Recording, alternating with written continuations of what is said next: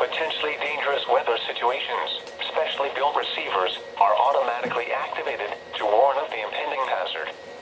Tests of these receivers normally are conducted by the National Weather Service every Wednesday around noon.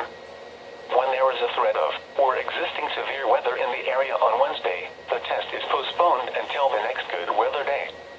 The warning alarm transmitted over this and other NOAA radio stations in southern Wisconsin will normally be activated for watches and warnings that affect the following Wisconsin counties: Richland, Vernon, Adams, Juneau, Marquette, Waushara, Winnebago, Calumet, Manitowoc, Sauk, Columbia, Green Lake, Fond du Lac, Sheboygan, Dodge, Washington, Ozaukee, Iowa, Dane, Jefferson, Waukesha, Milwaukee, Lafayette, Greene, Rock, Walworth, Racine, and Kenosha.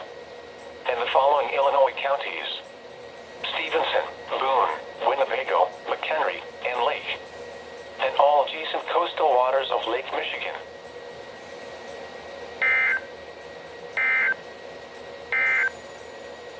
The 11 a.m. weather observations across